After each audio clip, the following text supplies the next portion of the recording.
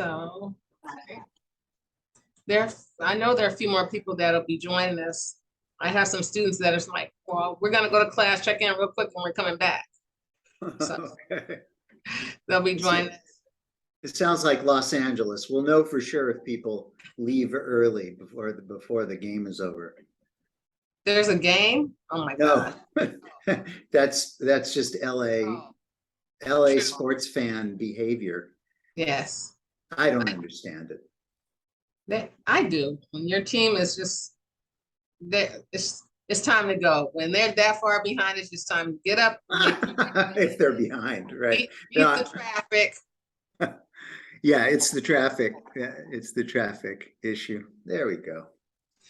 So we're going to start, and I want to welcome Joe and Mark. They are wonderful, wonderful facilitators. They have a wonderful program and service that they provide to parents and organizations and students, and they teach them how to communicate using circle process. So I'm going to let them talk a little bit about themselves, because I think they can do more, more justice than I can.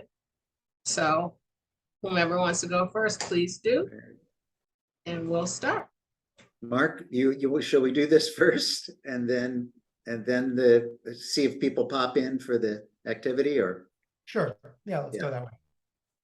You want to jump in, Joe? You can start. All right. Well, wait, no, you start. We can't even communicate with the two of us. How can we teach anybody else to do? Well, there's a wonderful, go ahead. We like to say we bring circles mostly into schools, and really through the schools into families, into the workplace of the school, not just the classrooms of the school, but into the workplace as well. One thing to note is this practice of circle practice, and there's lots of different forms of circles for building community, circles for investigating different topics, circles for resolving conflict and providing healing. These circles are not just something when we bring them into the schools that we do in the classroom with students. They're something that we do in a school place. And so we work with the adults and the children in the schools, sometimes with the families, sometimes with organizations outside of schools.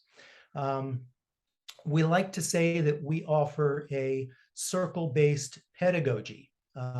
Circles have been happening in cultures around the world since as long as people knew how to build a fire and gather around it and share their stories. And what we've developed over the last about 30 years, Joe? 30, 35, something like that. Seems to be getting longer and longer. is a way to use the circles, not just for communication, but for a way of teaching and learning as well. What else to know about circle practices? Restorative practices is part of circle practices, a restorative approach to discipline and a restorative approach to dealing with harms when they occur. We provide training and professional development for educators. We provide circle facilitation for the community in the classroom, for the educators as well. And this is, again, both community building circles and restorative and healing circles. We also mediate conflicts in the workplace and in the school place. And we also provide curriculum development typically it's around advisory curriculum. And then the last thing we do is rite of passage retreats, where we get the students and sometimes the staff off campus to connect with the natural world and sit in circle in a place in nature outside of the school grounds and the school place. Yeah. Anything you want to add to that, Joe? Well, who are you? Who am I? Yeah, we didn't hear who you are. So I'm Marc Rosner. And let's see.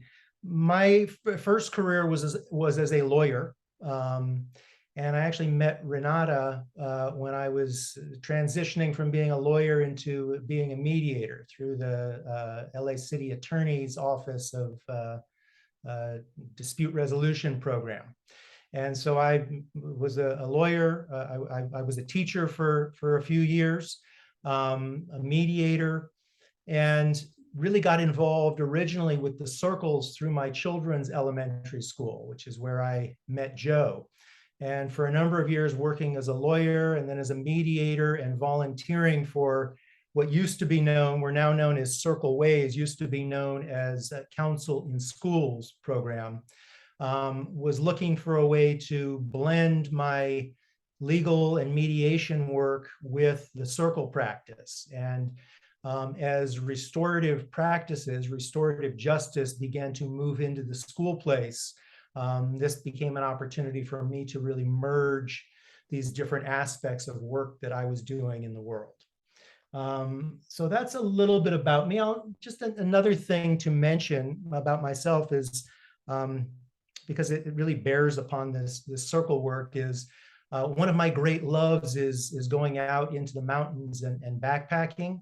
And this connection with the natural world is really a foundational piece of circle practice. Circle practice comes from indigenous peoples the world over who were close to the land and close to the natural world. And so just to note that piece.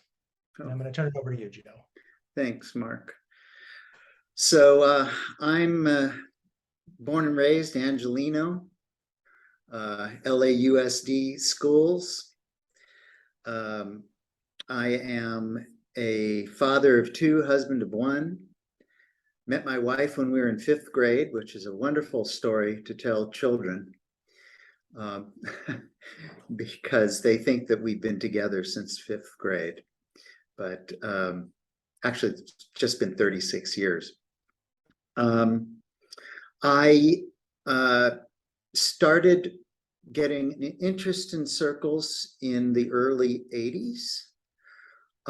There was a men's movement developing at that time, men's circles, inspired by the women's circles of the 70s. And I knew someone who was involved in one of those women's circles, and I always wondered what was going on in there, because they would never let me near it. So it began with what were called mythopoetic men's groups. So what we did is we gathered every 2 weeks, rotating leadership, and one leader, one member of the group would bring a myth or a fairy tale or a poem or a dream and present it to the group, and we would sort of associate to it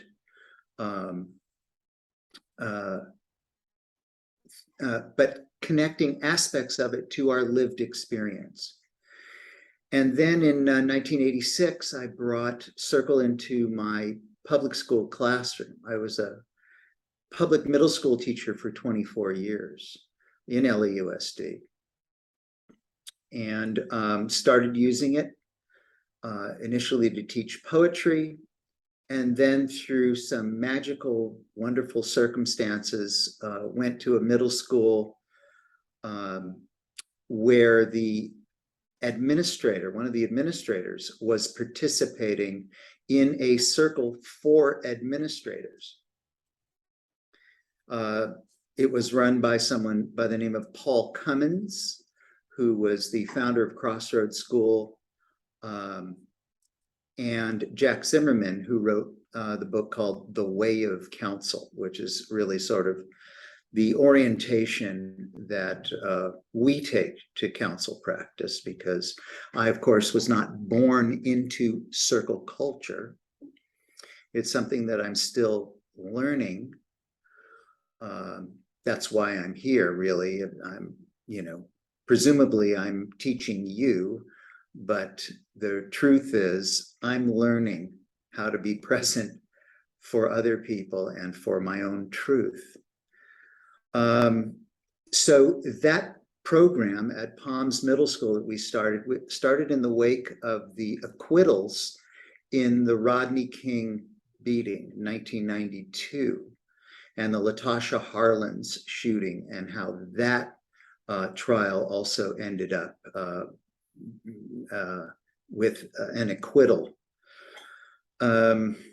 And the uprisings that happened at that time. And there were the students at our school that were normally just very connected, very diverse, very connected, never really any interpersonal issues other than being middle schoolers.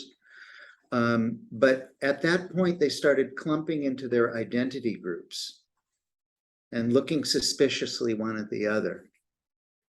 And this administrator, Lana Brody, picked up on that. And it broke her heart, basically, is what happened. And she went and she told this administrators group, and they resolved to make something happen at the middle school where I was teaching. So that was the beginning of the Palms Council Project in 1992. There we had 2,000 students, 100 circles a week. We trained interns. We learned how to keep coming back. And then in 2005, my partner Monica Chinlin and I were taken out of the classroom and put into the Beaudry, if you're familiar with that place. It is, oh, that's what it's all about right there. Right there. That was beautiful. All right. I'm inspired. The headquarters of LAUSD, we were in the Office of Instruction. And from there, we were able to go out into any schools that would open their doors to us to bring this circle practice. And one of the things that happened as a consequence of being in LAUSD was that in many cases in the high schools, there were no opportunities in the school schedule for students to sit in circle. There were no advisory classes, which there are many now, or extended homerooms. It just wasn't, there wasn't a carve out for this kind of, for an opportunity for the young people to be together in a meaningful way. So we had to integrate the circle practice as we knew it into the academic curriculum. So I think that's one of the unique things about what we do is that we demonstrate, and you'll see it tonight, we demonstrate how circle practice provides a foundation for understanding complex, abstract concepts. And as Marc said, the reality of this is that for most of human history, we learned in circles. It's only recently that we've started learning in rows. That's a recent advancement. And we get to know the backs of people's heads very well over our lifetime in school. It's something very different, and people are a little anxious, uncomfortable when they walk into a room set up with chairs in a circle. And that's always been curious to me, but I am one of those too, curious because this is how we told our cultural stories, how we set intentions with one another, how we grieved, how we celebrated. It was always done in circle for most of human history. And this amnesia, I like to think of it as an amnesia of about 200 years, really affects our ability to connect in a deep way with each other. And folks are longing for deep connection community, especially after the pandemic. So we have a lot of work in many schools, and I feel blessed to be able to do what I do. So that's just a little more background on who you're speaking with and what we do, and we're at your service. And we'll get started with the program. Are we ready to begin? All right, very good. Okay. Okay. A couple things to note at the outset. One, I know this is billed as a lecture, but it's not a lecture. This is going to be a participatory experience, not a lecture. So that's one thing to note at the outset. Something else to note at the outset, you know, we live in a time that is rife with conflict, rife with disconnection and othering. Oftentimes when we get contacted by a school, it's because conflict has arisen and they're hoping that we can come in and fix things for them. And we're happy to step into those waters. And where we like to begin and where we always recommend folks begin. Okay, I'm just looking at the note. Okay. Where we like to begin is not with the conflict and not with the difference, but really with joy and with commonality. Where is our place of joy? Where is our joy? And what do we have in common? So I wanted to start us off tonight with just taking a moment to consider for yourself, what is something in your life, an activity that you love to do, a place that you love to be, something that brings you a deep sense of joy in your life. And I just want to give us just a moment to sit in silence and consider, see what comes up for you, something you love to do, a place you love to be, something that brings you joy.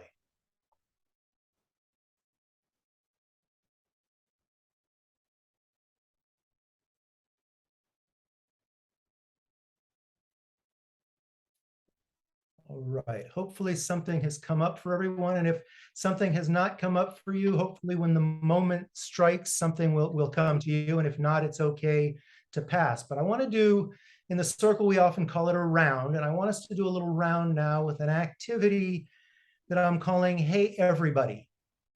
And the way this activity works is when it's your turn, you'll say, hey everybody, let's, and then you'll tell us what your activity or your place is that brings you joy. You'll essentially invite us to partake in your source of joy. And after you've told us, hey, everybody, let's, whatever it's going to be, we'll all respond by saying, yeah, let's, and we'll repeat it back. And when you share with us the thing that brings you joy, if there's some gesture, some physical representation of this activity or this place, share that with us as well when you say, hey, everybody, let's. And when we say, yes, let's, we'll also mimic back or mirror back whatever gesture or physical representation you shared with us. So I'm going to get us started. Hey, everybody, let's go to the mountains and breathe that pure mountain air.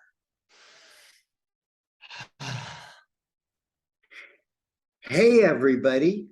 We all do this together. Yes, let's. Yes, let's. Yes, let's. Yes, let's. Yes, Hey, let's. everybody. Let's go to the mountains and we're all doing it together. Oh, we're all doing it together. Okay. Right. Hey, And breathe. everybody. Hey, everybody. Hey, Let's go to the everybody. mountains and breathe that Let's go to the mountain mountains air. and breathe that mountain air. Let's go on the mountains and breathe that mountain air. All right. And in terms of an order, I'm gonna call the next person, and when you're done with your turn, you can just call the next person you want to go. So Joe, you want to go next? Sure. Hey, everybody. What I love to do is to walk into a school and sit in a circle with 7-year-olds. Yes, That let's. gives me joy. So my gesture is, hey, everybody, let's go sit in a circle with 7-year-olds. Yes. Yes, let's. Circle with Yes, 7-year-olds. let's everybody sit in a circle with 7-year-olds. Come on How over, joyous. everybody. I can help you out. Joe, you choose somebody to go Oh, next. I choose. Okay, I choose Susan. Hey, everybody. I enjoy spending time with my kids and my grandkids. So we're gonna give everybody a hug. Mm. We're gonna give everybody a hug. Hey, everybody. Yeah, let's. Oh, Hey, oh yeah. everybody. Oh yeah, Yes, let's. let's Hug give our everyone a Let's hug. be with our grandchildren. kids and our grandkids. Give them a hug.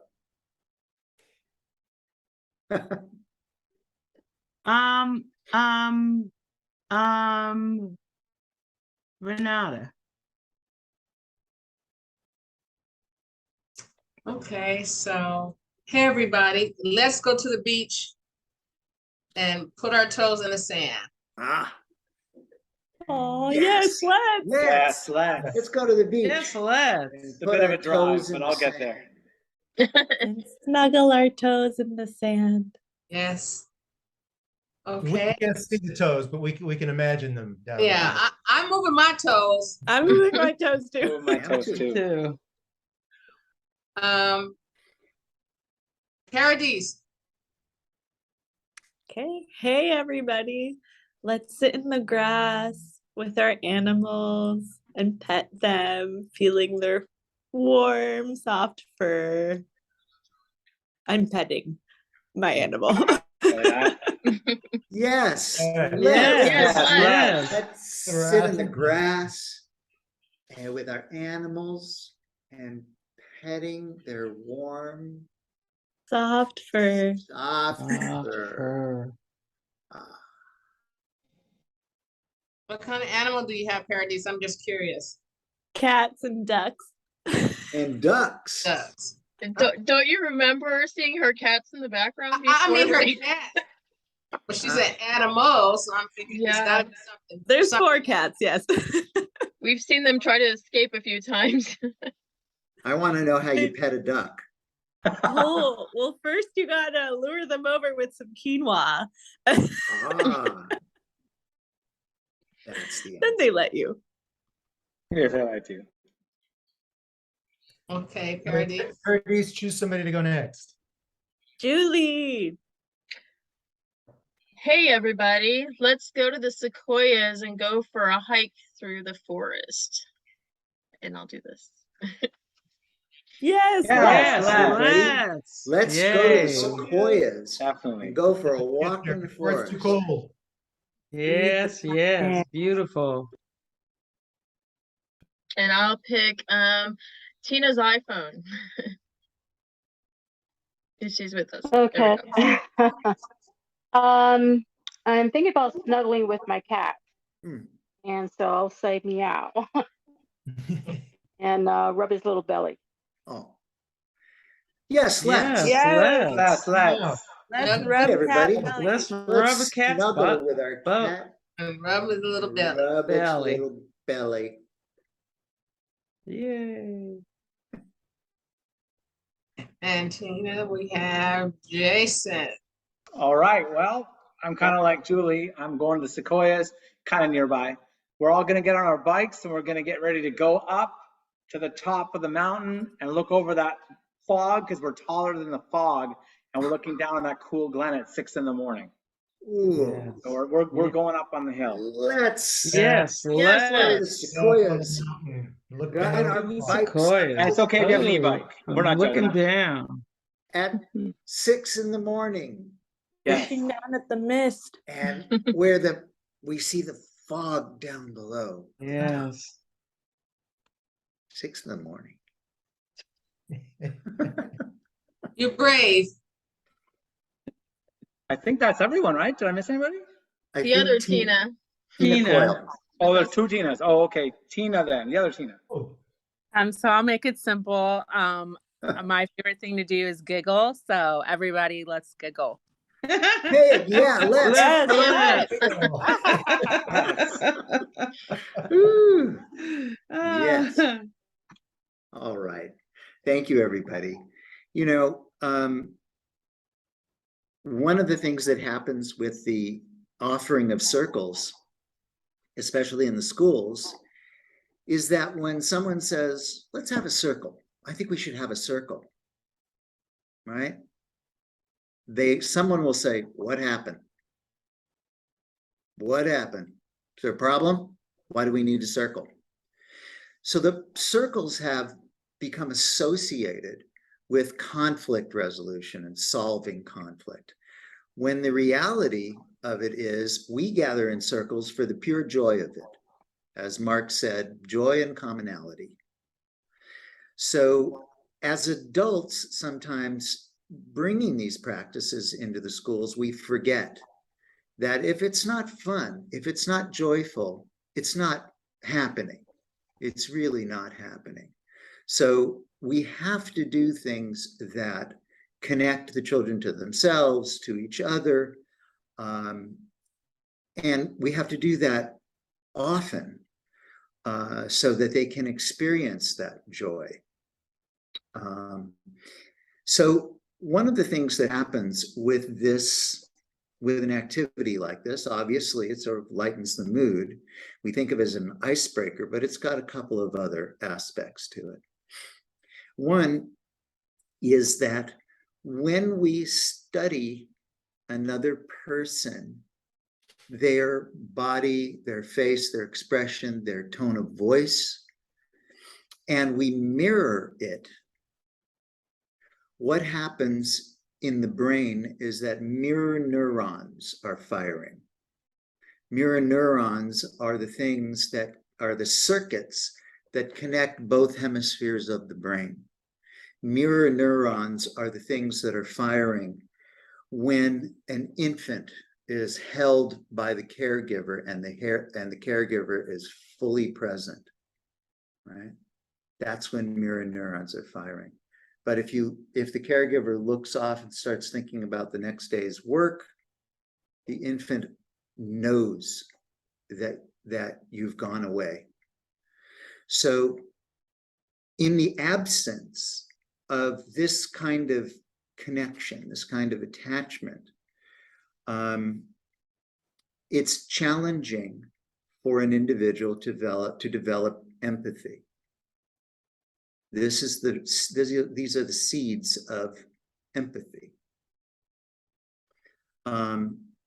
Seeing other people, attempting to feel what they feel, compassion and empathy. And we feel that it can be done through play, right? It doesn't have to be heavy, deep. It can be done through play and laughter. That's the place for it. And we do that quite a bit in Circle. The other thing that's happening, and you can think about many ways to do this, but we're becoming aware of the significant trauma that people have experienced. And we're not talking just about situational trauma like grieving a loss or getting in a car accident, but generational trauma, ancestral trauma, the trauma of microaggressions that women suffer, that people of color suffer in our world, the accumulation of these and folks living with trauma.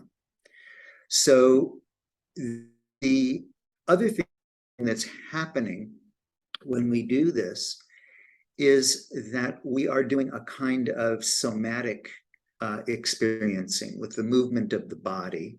And you note that Marc asked you to think of something that gives you joy, something that you love to do. Now, you probably didn't think you were going to get on this call tonight and go to the Sequoias on your mountain bike, or wherever Paradise is with her cats and her ducks. But we got an opportunity to briefly go to those places with one another. So when I get in touch with my joy or something that I carry with me, these are called inner resources. If you want a reference for this, it's a book called Waking the Tiger by Peter Levine. But now there are many people. There's a new book by Gabor Mate that I'm reading called The Myth of Normal. Wonderful book. He is a physician who worked for many, many years with street addicts, basically, in Vancouver. And he's done a great deal of research on trauma and what can bring us out of trauma. One of the things is connection, is being in circle, is seeing and being seen. So when we connect with something that lifts our hearts and we communicate it to others in a circle, we're grounding that resource. We're making that resource stronger inside of us.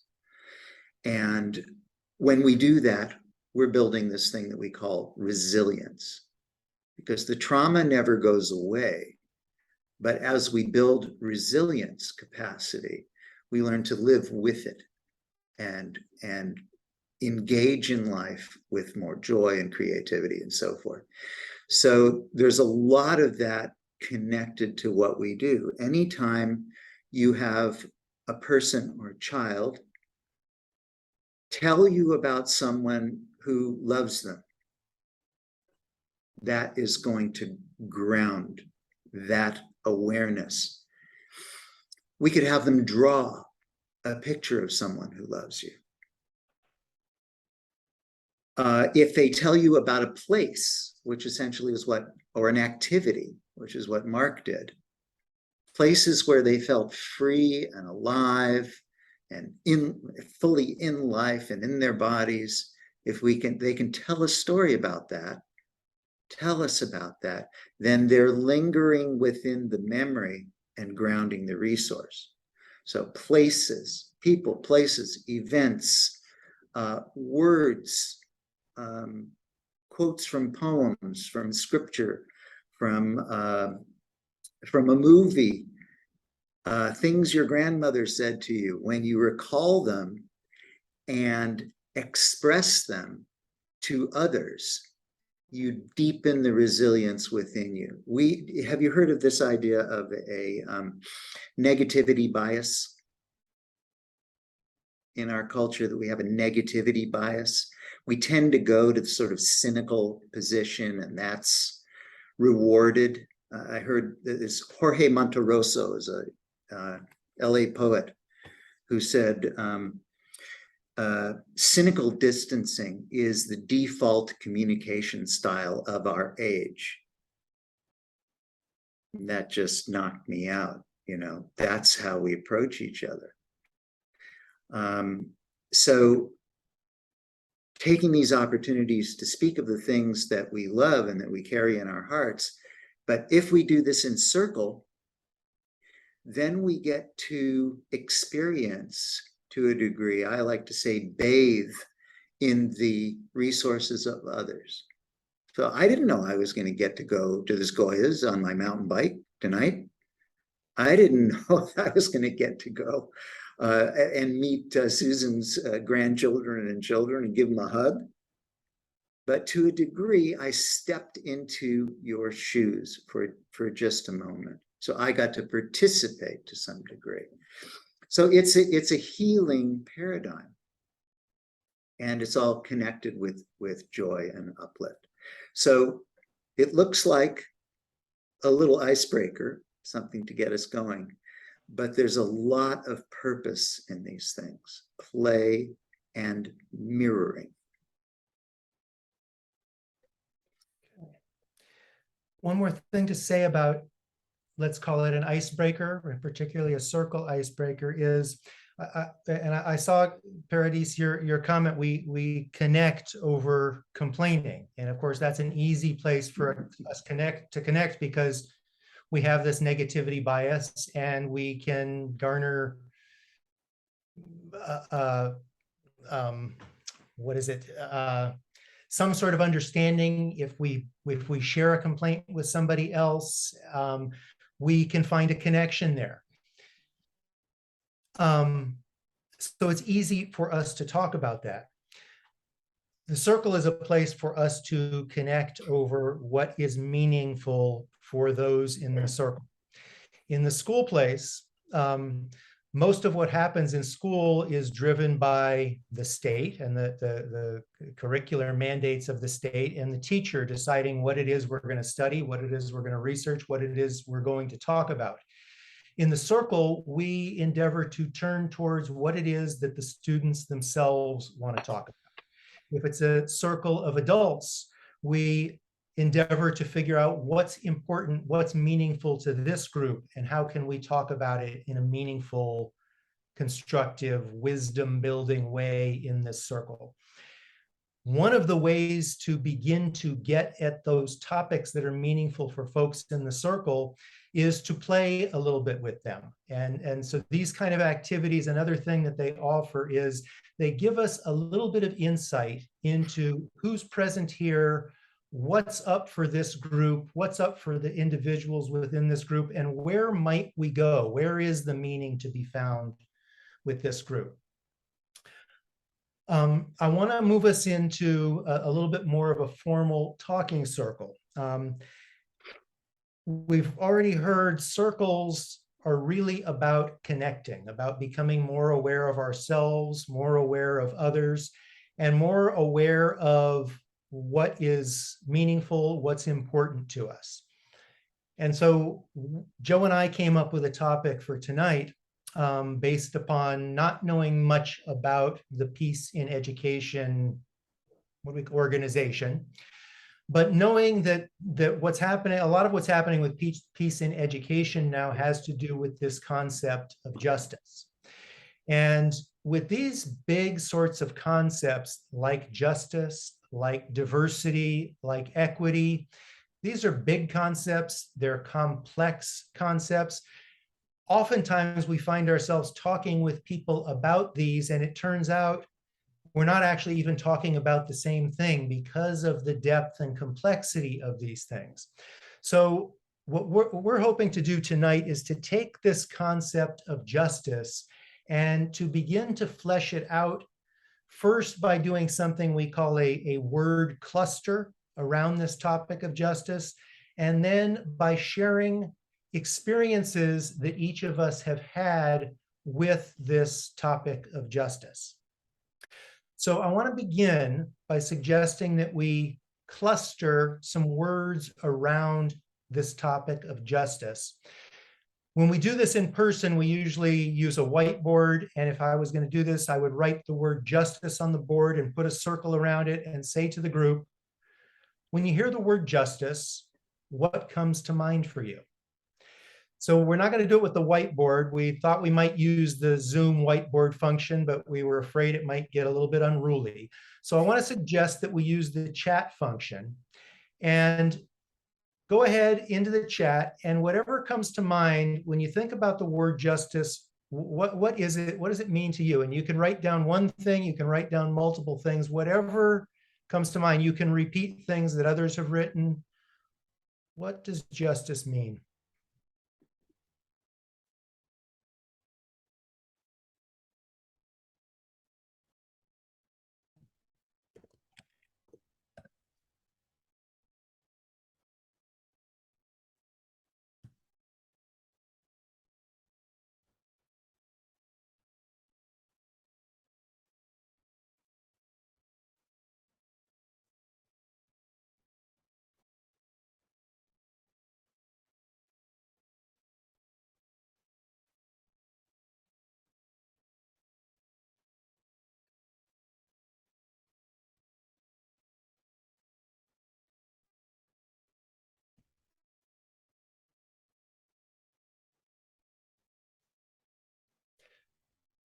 going to give it a little more time. I just want to call out one thing. I see Tina put up racism. And I'm going to guess most of us don't think of justice when we think of racism. In fact, racism on its face is an injustice. And the reason I'm pointing this out now, and I see now inequality coming up. So another thing I want to point out about the circle that makes it particularly useful for turning toward these complex topics is, the circle has so many properties. And one of the properties of the circle is that if we draw a line across it, we call it the diameter. And on either end of that diameter are something that we call polarities, the diametrically opposed opposite side of things.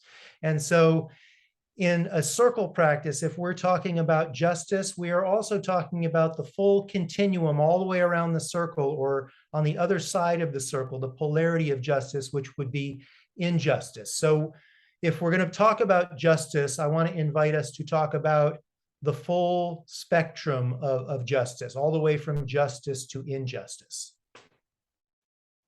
So going to give it another minute here for see what we get up on the chat.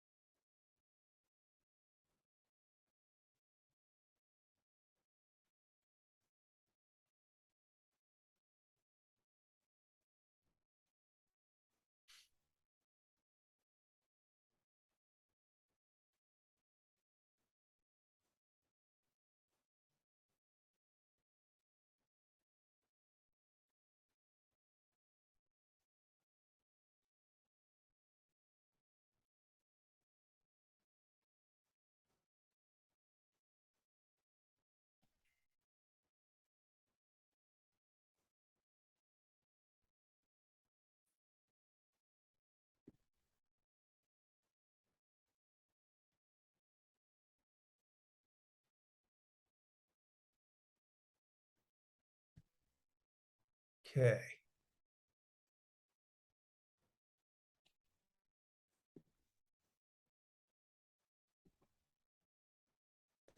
All right. I think let's give it just another second. Any burning last ones that want to get put up on the chat?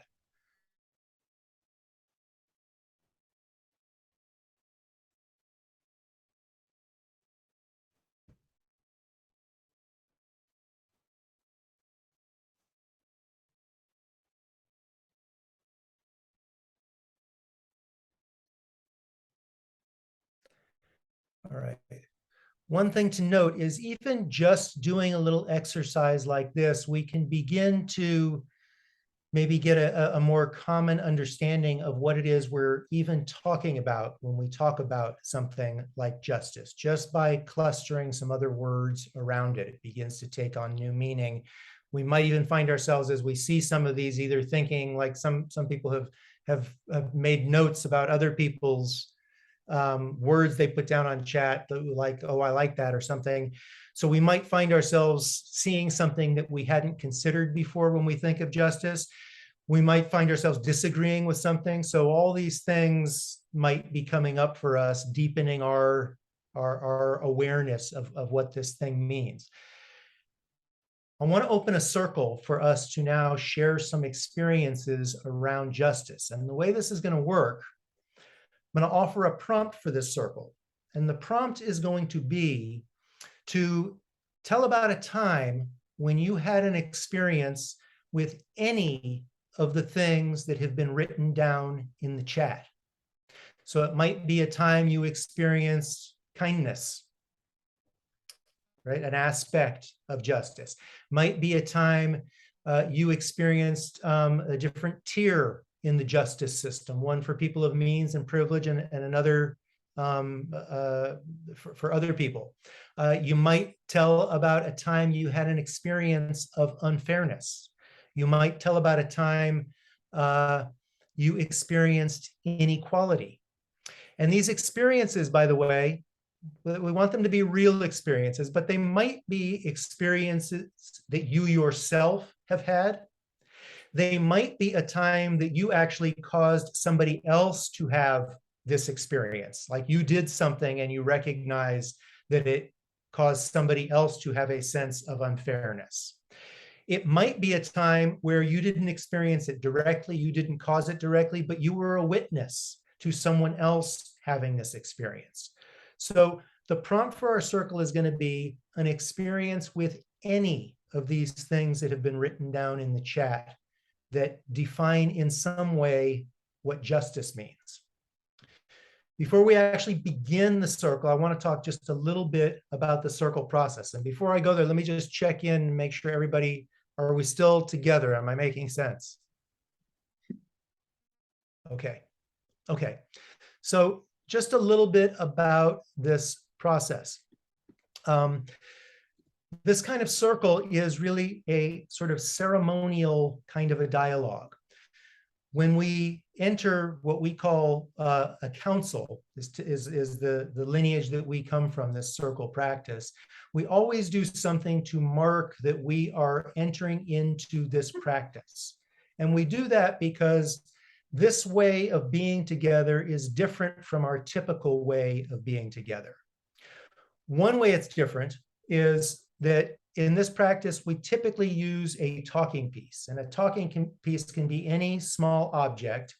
And the main function of the talking piece is it tells everybody who's going to be talking, and it frees up everybody else from even the idea of interrupting, and even having thoughts go through your mind about what you might say in response to the person who's talking, because you know you're not going to be talking until the talking piece comes around the circle to you. So it allows you to really focus your attention and give devoted listening to one person at a time.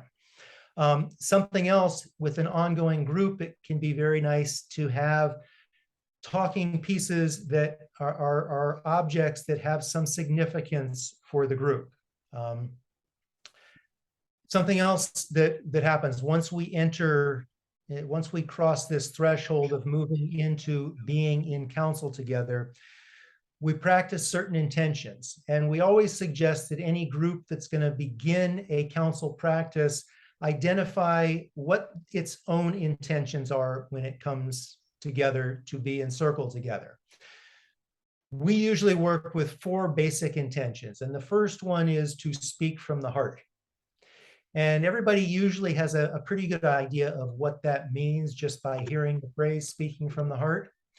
A few things to say about it. One thing, it can be useful to actually imagine that as we're speaking, when we're in the council, even though the words are coming out of our mouth, we might imagine that we are actually speaking from our heart, that it's really coming from this other place in us than the mouth, which is connected to the head. So speaking from the heart, another piece of speaking from the heart is to tell our truth. Mentioned the prompt for this circle is going to be to share an experience you've had with any of these different aspects of justice.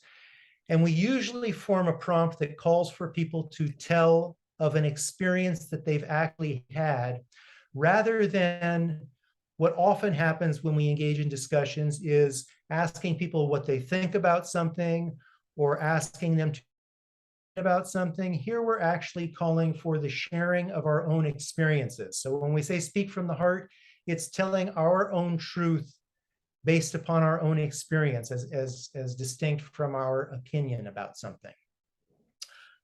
Next intention is to listen from the heart. And really this means to try to take our judging mind, our evaluating mind, and try to suspend that for the time that we are in council together, and simply be receptive to the stories, the experiences that others have had without passing judgment on them. And when we really do that, that invites others to share from the heart, to speak from the heart. Next intention I'm going to mention is the intention of being spontaneous.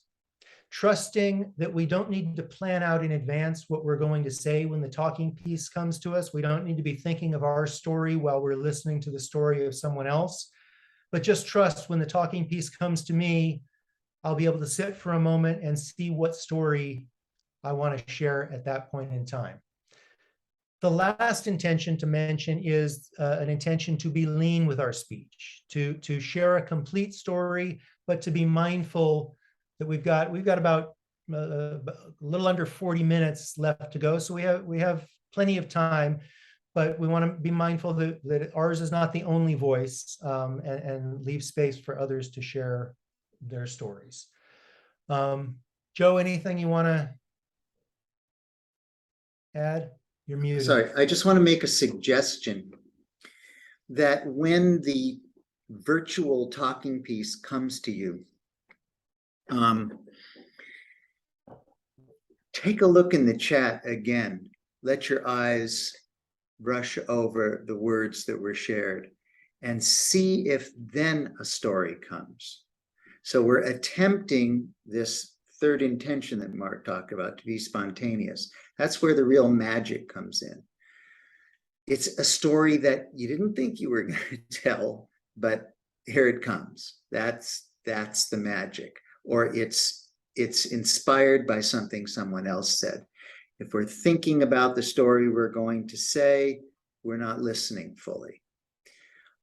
So I just want to suggest that we do that. A couple of other things connected to that is that the Haudenosaunee people were called by the Europeans, were called the Iroquois on the eastern seaboard.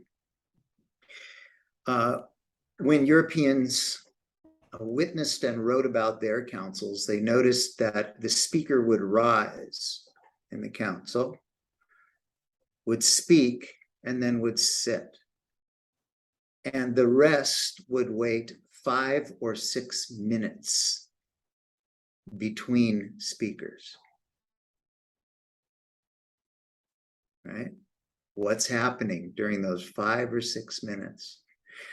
I encourage you, and I encourage the children, to take a moment and check in and see what's coming, what's in the heart, right?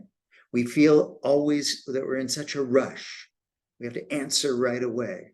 We have to, pre-plan everything.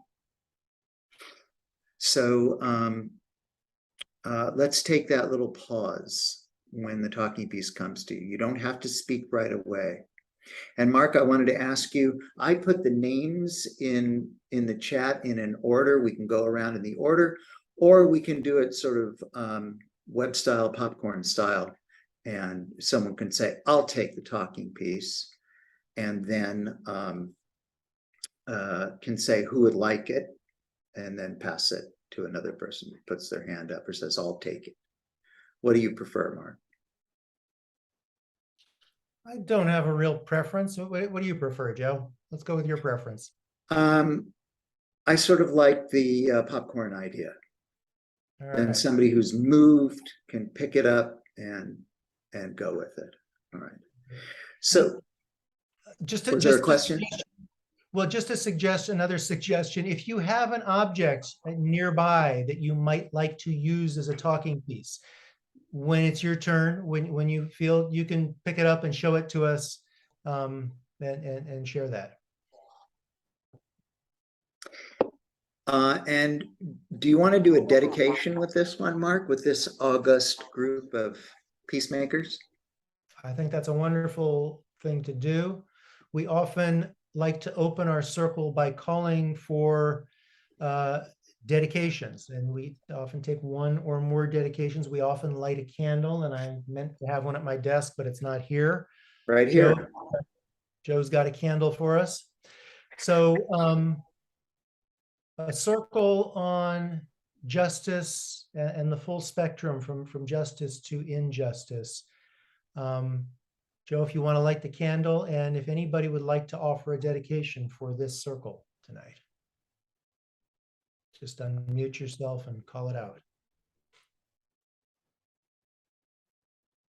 There was a fire near where I live in the Andes Mountains recently, and it killed a lot of deer and animals and trees and plants. So I would like to dedicate part of the circle to the lives that were lost. Oh,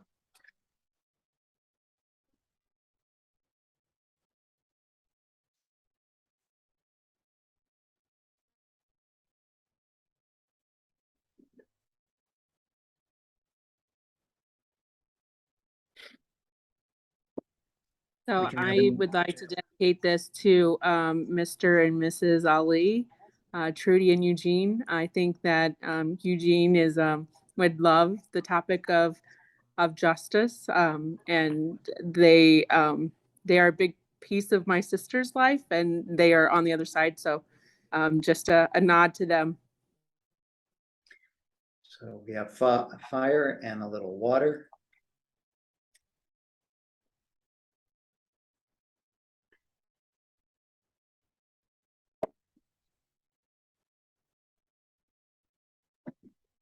I'll add to that. I like to dedicate just to the volunteers that we have, and that they can carry the weight that sometimes comes up in the conversations that we carry and hold space for. Oh.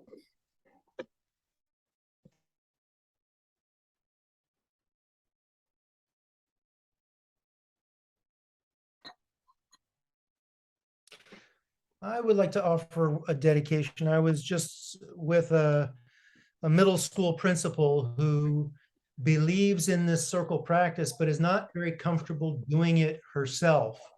And she has started hosting a lunch with the principal once a month for students that get chosen by their teachers for this honor.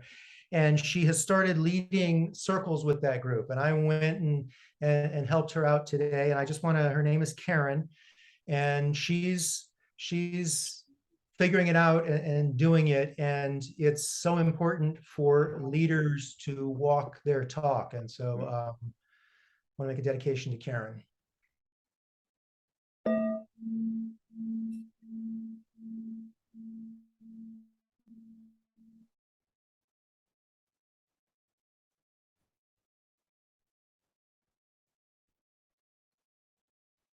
Any last dedications before we begin our circle?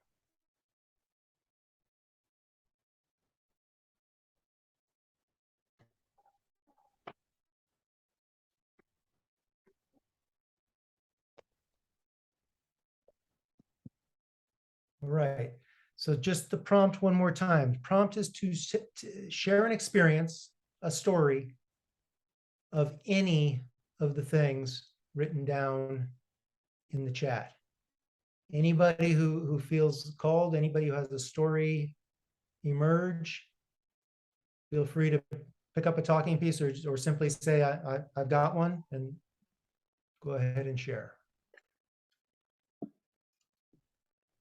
I've got one. I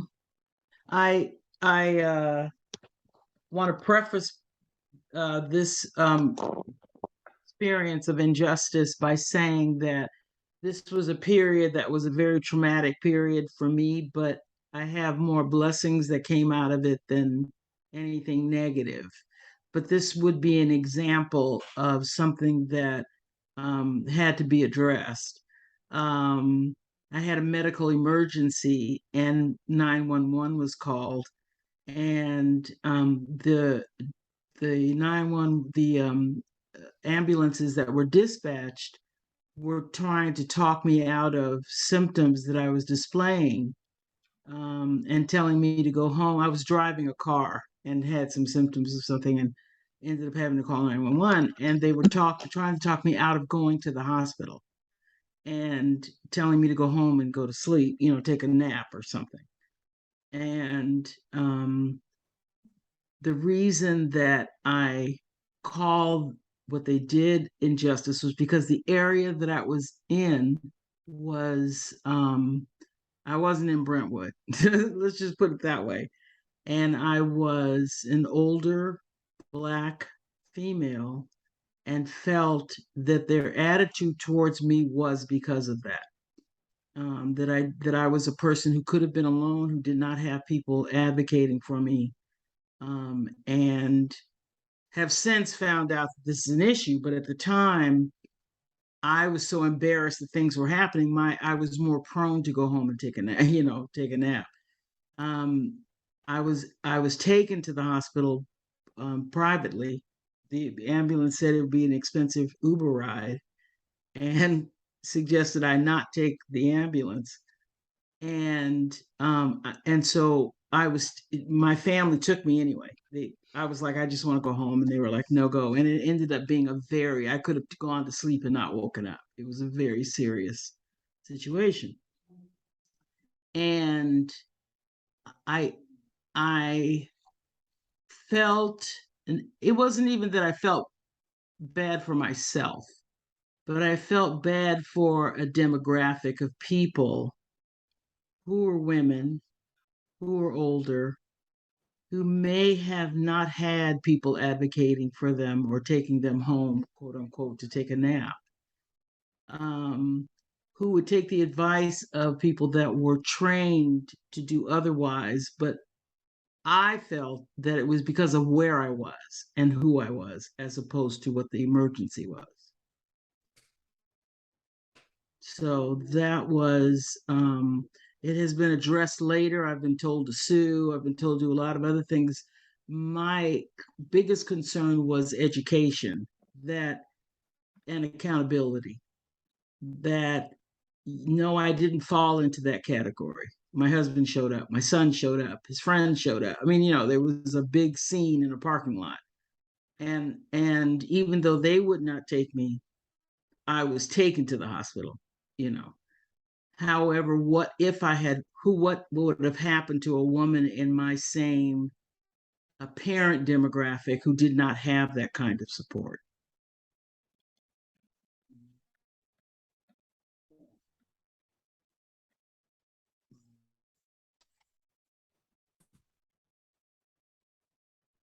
Susan, you could just say, when you're done, you can say, who would like the talking piece? Who would like the talking piece?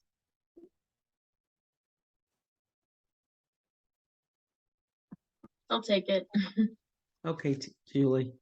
I don't know. I'm a little bit new to this, so I can sympathize with her story. I've been through similar this summer, so I'm sorry for everything you've been through, Susan, with that. I would like to talk about, I guess as I was scrolling through the chat, I realized that one of the big projects that we've had since we started Peace in Education has been to try to have some impact on disparities in the healthcare system, specifically in Compton. And through the process of working that program, we started out with all these great contacts. We're talking to the mayor, we're talking to all these people. And then when it really got down to really having the conversations and talking about how we do this, how do we have an impact? And we had to empower the people because it wasn't our community. We had to work with them to, so that they could be part of the change that was coming.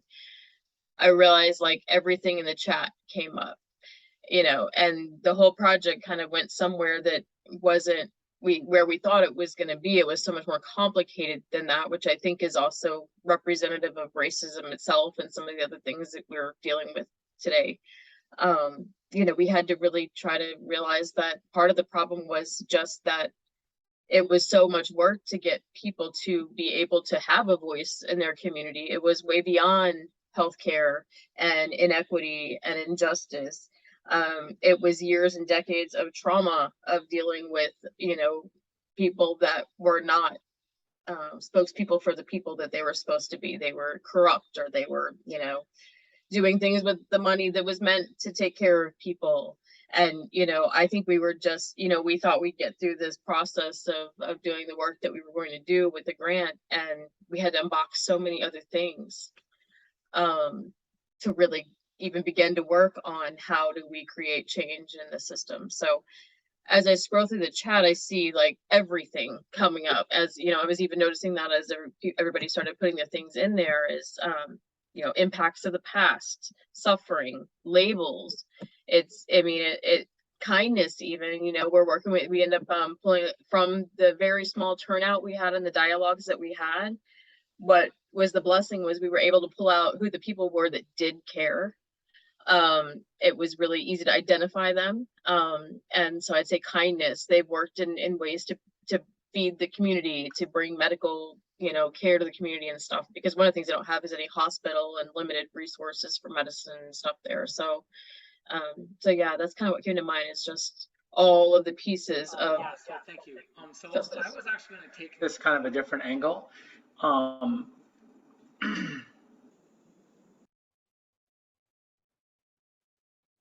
You still there? I'm not sure who was there. I'm sorry, were you passing the talking piece to Jason? I can. Yeah, I was just wrapping up, so that's fine. Whoever, somebody started speaking. I couldn't tell who it was. You've got it, Jason.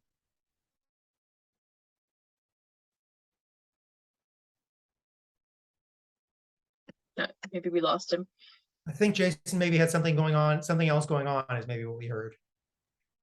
I'm happy to pass though. I was wrapping up, so I'll Oh, open it up. but finish what you were saying. Well, it's Yes. ongoing, so it's just kind of, what is that going to develop into? I think we still have to work through so much of that history of all of these things that we're talking about. Even Susan, what she talked about, before we can get there, but we're off to a good start, so.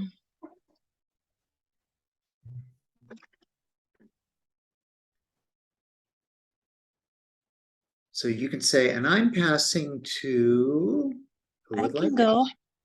I'll pass to Parodies. Great.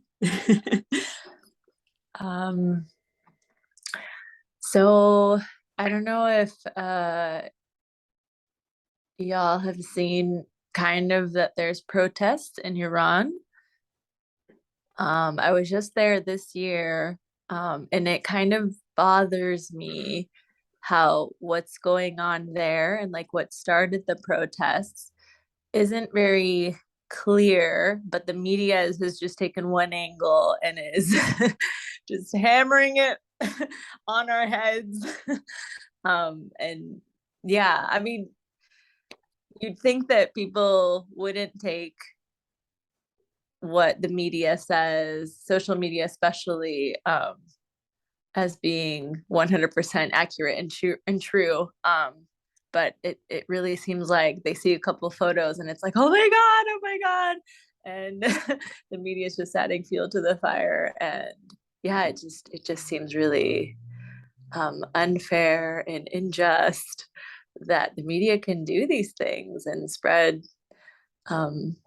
misinformation and just generally incite chaos and sadness and anger in people all over the world over something maybe fabricated. We don't know.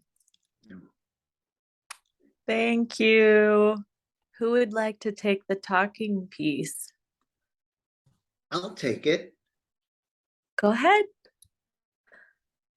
So, Paradis, your story is reminding me of something about the media and the roots of racism in my life, my racism. But I also want to note that I recently wrote a note I have several friends in Iran, and I wrote a note to a woman, and I haven't heard back from her. So I'm carrying Shakiba in my heart right now. Hope all is well. But the memory that comes back is I'm 9 years old, and it's 1964, and the television is on, as it usually is. It was a black and white television as well at that time. The television's on in our little apartment, and I see images of people running wild in the streets, burning buildings.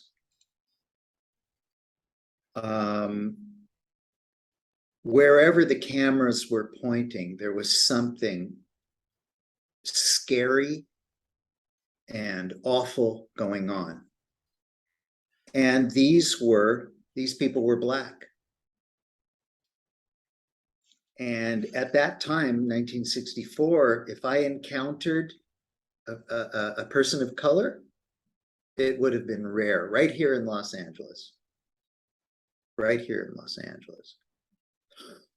So what happened with me is that I thought from the news coverage that these people were going to come across Venice Boulevard and attack my family.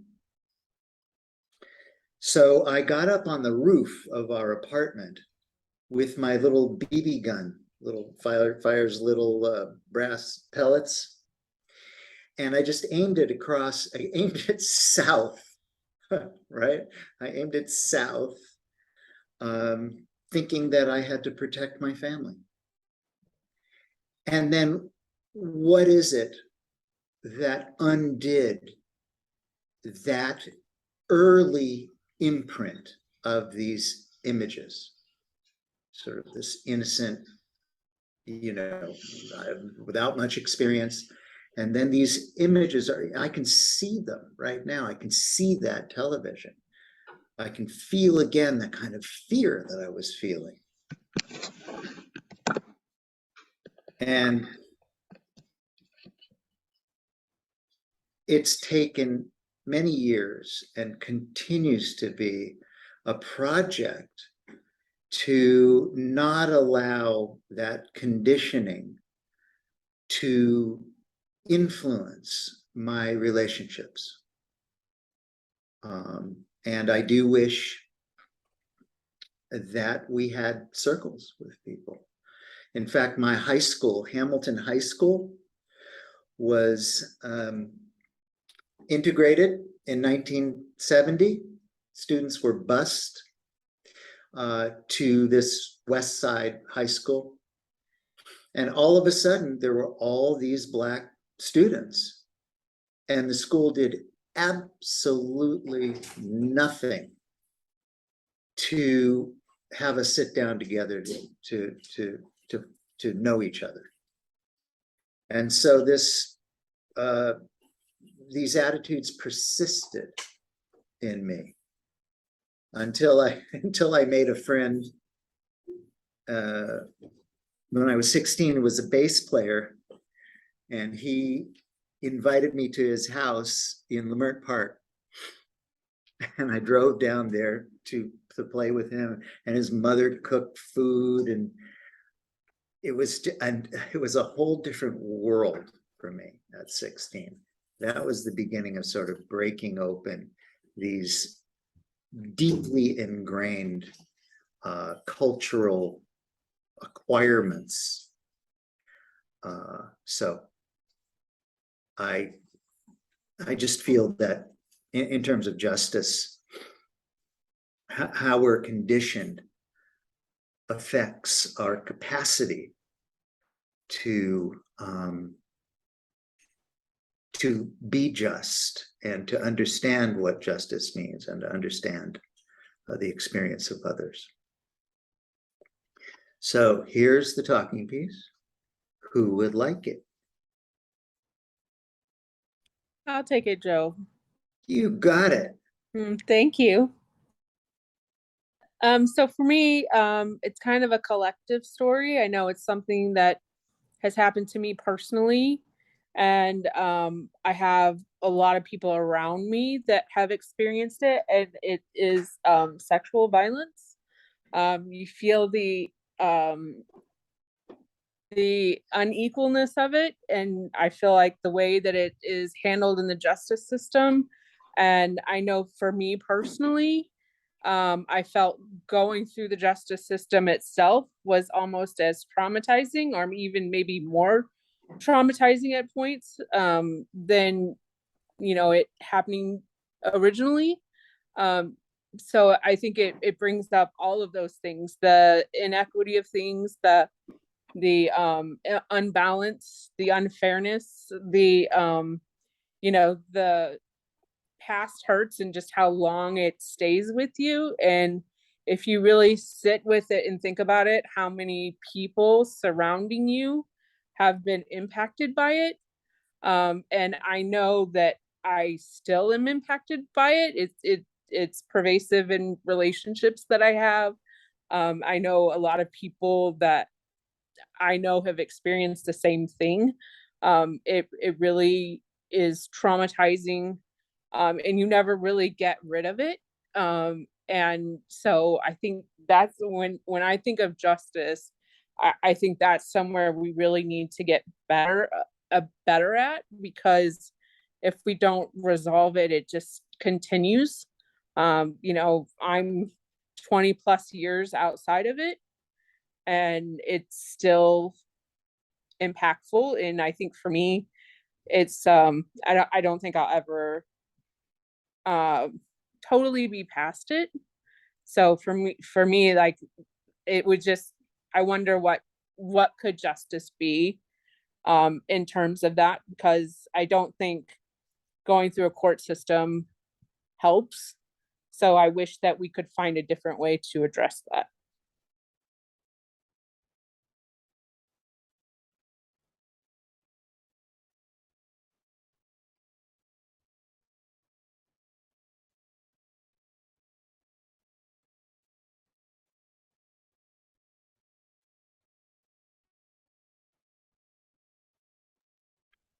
And you could let folks know when you're done that you're ready to pass, and just say, who would like the talking piece? Who would like the talking piece?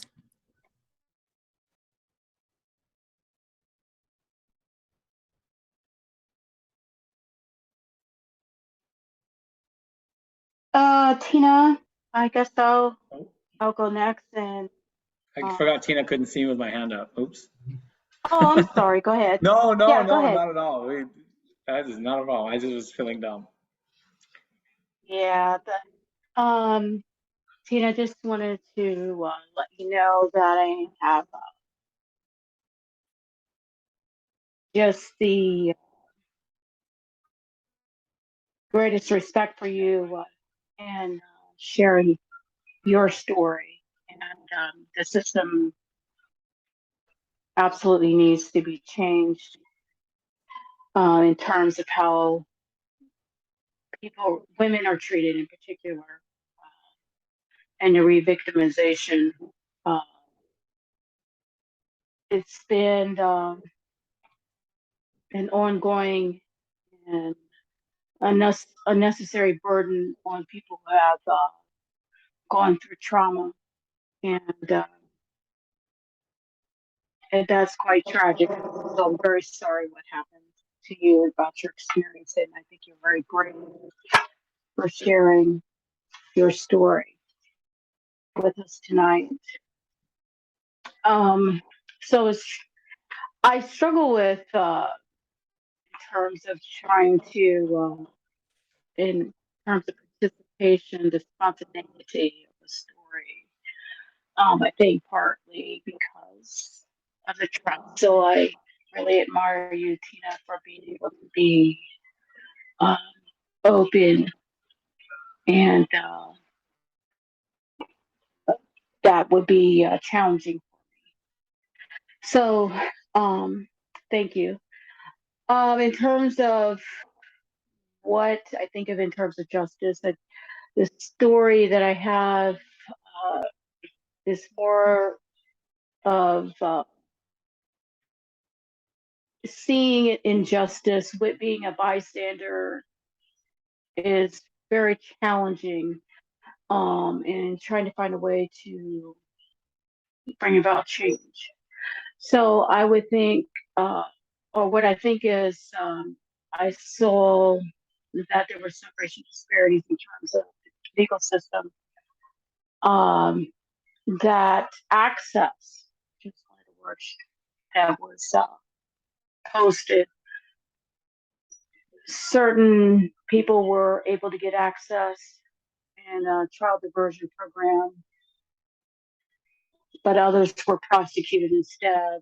And there was very much similarities in the types of cases. However, I saw it appeared to me that more minorities were being prosecuted, or would have been prosecuted, maybe perhaps could have fit into a program that would provide access to all types of treatment, rehabilitation, and for them to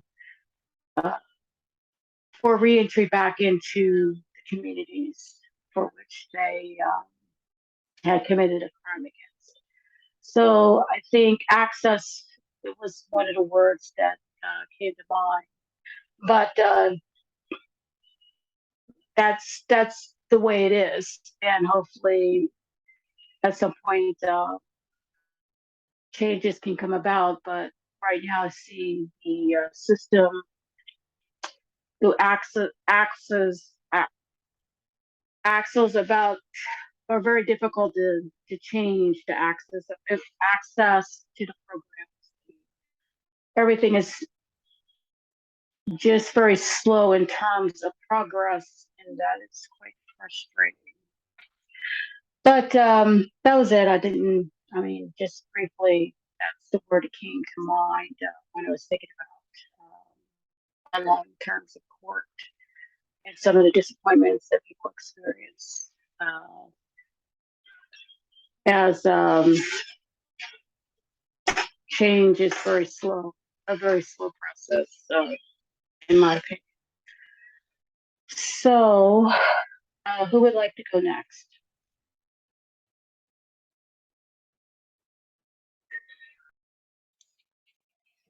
I'll go next, Jason.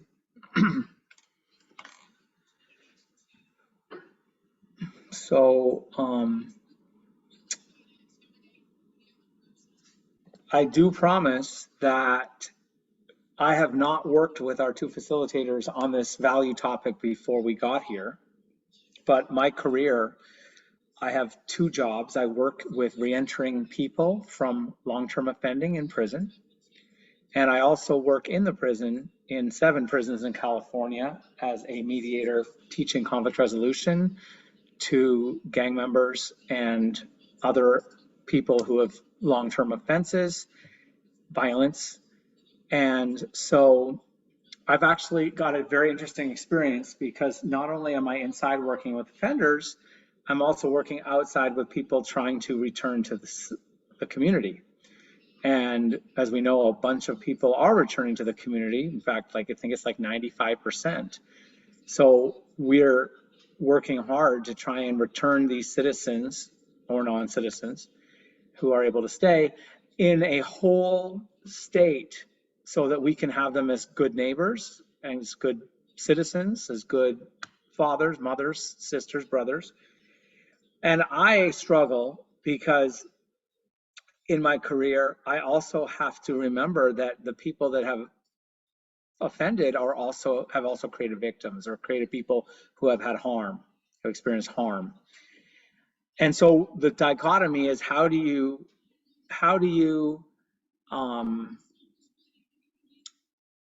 honor or respect or value or understand the crime that was had caused the harm, and yet also have compassion for the people who did it, right? That's something that a lot of people have difficulty with because you're either with us or you're against us. We already know in this society, it's a very polarized society where if you're not with us, you're against us, and it goes to the fundamental core of people's beings, which is a whole different conversation, which we won't have today. So for me, I just struggle to make sure that I am working with people who have returned or people who are preparing to return to the society, who are making living amends for the people that they've harmed, being accountable for what they've done, but also not letting that cripple or define them to the point where it makes them non-productive or damaged or who need healing beyond the scope of what we already know they need. So like in my career, I've had to go to some pretty different places than when I was young. I've had to really develop empathy and compassion more than I've been used to. And in terms of justice, it's one word that has such a loaded context because justice is always perceived from the side of the coin you're standing on. And I see that justice is something that is sought, but very rarely realized in our current justice system. I will not get on the restorative practices spiel right now, but I don't understand how we can think that excluding the person who was harmed from the entire process somehow gives them closure and somehow gives them something that they can feel they've been a part of. Because largely, except if they testify either at the hearing for conviction or in sentencing or during the trial, so rarely are they involved in the process that they cannot understand those needs of justice, right? Like the vindication and the validation and the safety. How can they feel safe? How can they feel that that their story is heard? I do understand the first argument would be, well, there's victim services. Well, there's this, well, there's that. And yes, and thank God there is.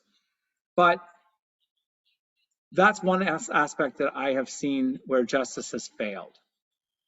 So what's the magic answer? I don't have one. I'm sorry. I wish that at 7:26 tonight, I could tell you that we know what it's going to take for everyone who's committed felonies or who've caused harm can now understand why they've done it and heal.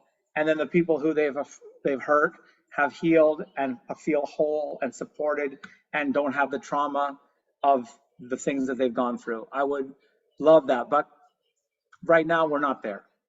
So to me, at least, with the justice that I seek in my life is supporting people who are building themselves up, who are honoring their victims, who are honoring the people they've harmed, who are not glorifying things that should not be glorified.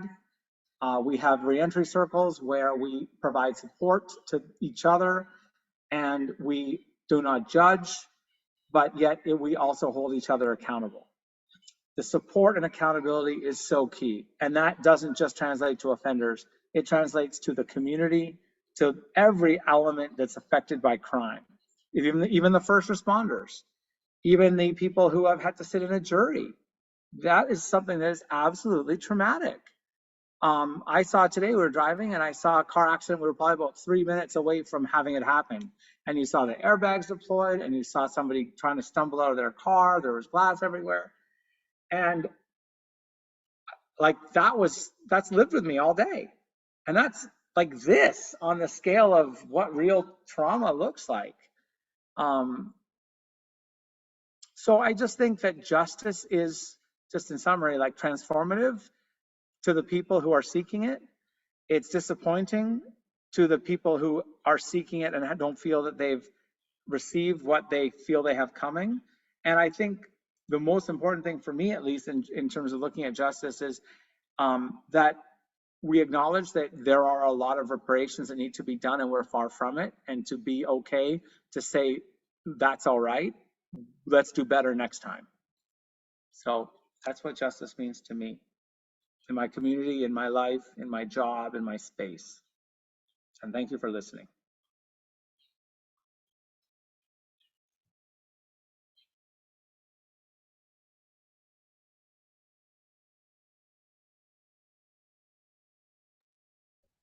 Marc, you're Thank muted. you. Yep.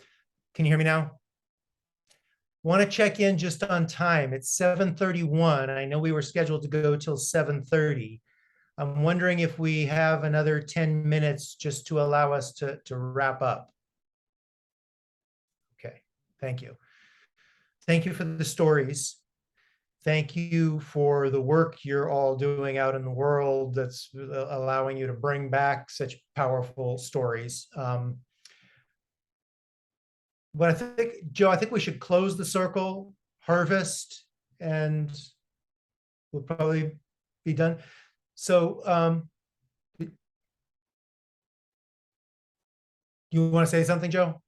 Well, one thing that we could do is do witnessing in the chat. Okay. You know, let's actually do, let's do it just, let's do a quick verbal witnessing. So oftentimes when we do a round of sharing our stories, we then do something, we call it a witness round. And the most basic form of a witness round is to say one thing that you heard someone else speak telling their story. Just one thing. It could be a word, a phrase, an image you heard from somebody else. And we ask that you do not comment on it in any way, not even to say, this is why I'm picking out this one thing, just to, we call it echo witnessing, just to echo back one thing you heard that is still resonant for you now. So just, and we can just go ahead and let's have a quick witness round, just to call out one thing that's with you, that you heard from. Tina, re-victimization.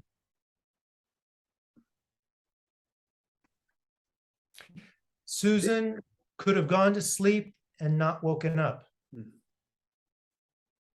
They tried to talk me out of my symptoms.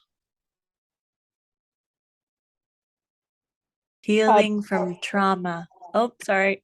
I was just going to say paradise and the life that was lost in the fire, or the lives that was lost in the fire.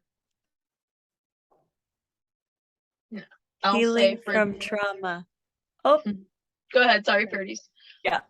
Healing from trauma. And I was just gonna say, I can think of summing up what Jason said in I'm trying, like he's trying to make an impact.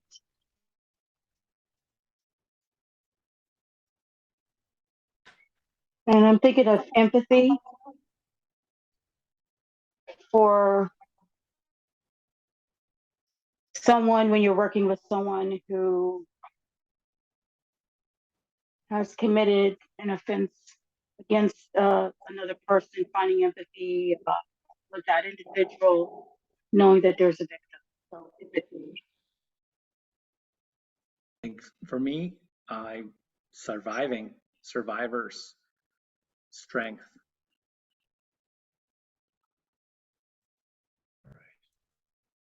Correcting bias, or changing bias.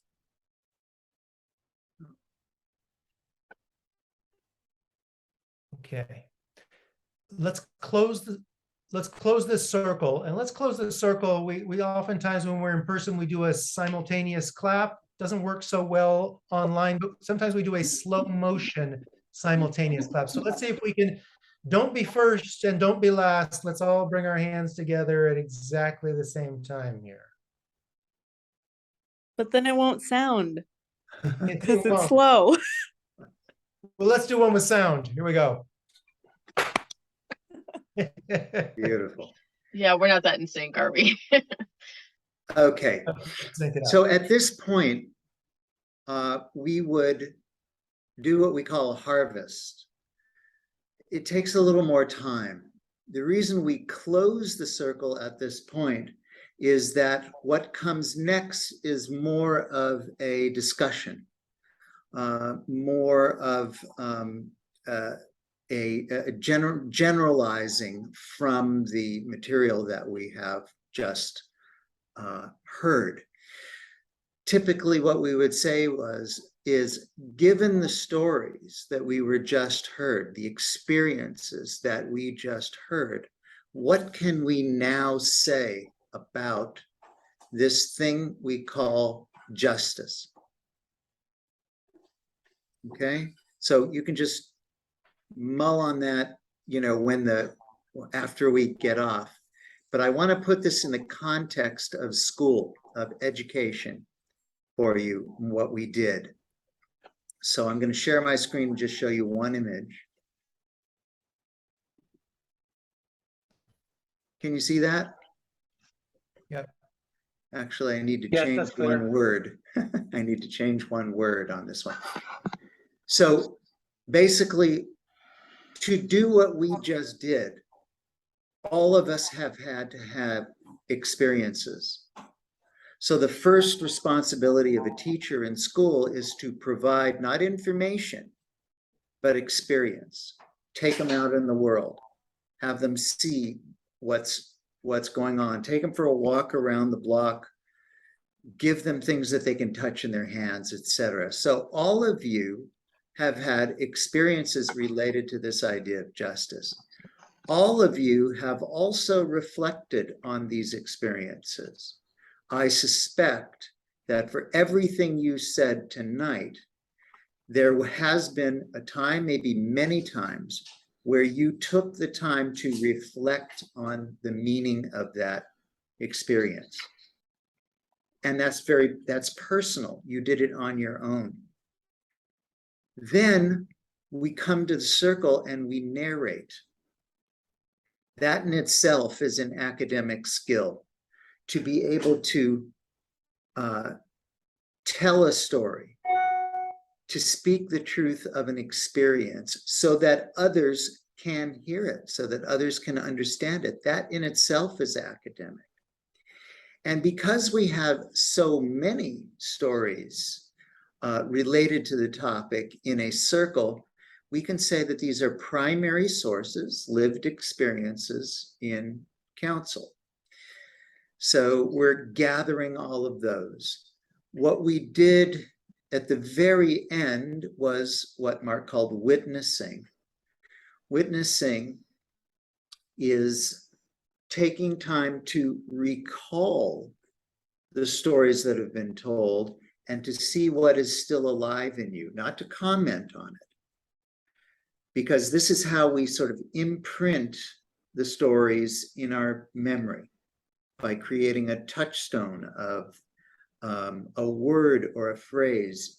You probably noticed as people were sharing words or phrases that other people said, that the whole story came back to you, right? And this is very important because we rush from information, bit of information to bit of information to bit of information without going, well, let me think about that. Let me reflect on that. How does that touch my life? No, we're right on to the next news story. The circle provides an opportunity for this kind of reflection, and it's done with what we call a low cognitive load, low affective filter. That is, it's not difficult, just one word or one phrase that you heard someone say. Then we close and we harvest.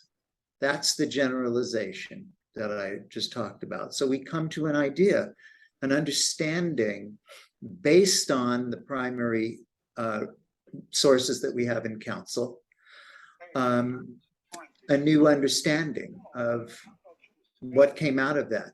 It's at this point that we can offer secondary sources. And I think Marc has one quote that he wanted to read here as a secondary source. Is that right, Marc? Sure, I think. Let me pull it up. See if I. So normally, while you're getting that, normally what we do in school, right, is we begin here. We hand students something to read, and then we tell them to reflect on it, right? We start with the article or the book or the information or the lecture. But to create a strong foundation, especially in these topics of great import, it's really necessary, I feel, to go through what's your lived experience with this and hearing the lived experiences of others, so we create a foundation for the bit of information that comes as a secondary source, in addition to what our experiences have been. Of course, this is Paulo Freire's process as well. So Marc has a secondary source.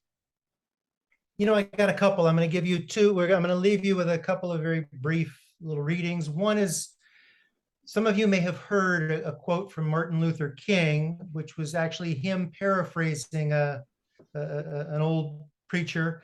And the line from Martin Luther King was, "The arc of the moral universe is long, but it bends toward justice." And this came up with the former Attorney General Eric Holder in 2016. He was being interviewed on CBS News, and they asked him about this. And he said, the arc bends toward justice, but it only bends toward justice because people pull it toward justice. It does not happen on its own. And I think it's a fitting quote for the group on the call tonight who are doing your part to pull that arc to bend toward justice. And then one last reading, a poem. It's called Dropping Keys, from the 14th century Persian poet. And it's kind of, was it you, Pardis, bringing up the situation and the reporting on it in Iran right now? So Persian poet Hafez from the 14th century. And here's what he wrote. The small man builds cages for everyone he knows, while the sage, who has to duck his head when the moon is low, keeps dropping keys all night long for the beautiful, rowdy prisoners. Beautiful. So now we have these secondary sources. At this point, they add to our understanding. We might even say, in line with what Eric Holder was saying, tell about a time when you gave that arc a nudge, when you gave it a push, a particular, and or we could move at this point to intention setting and accountability.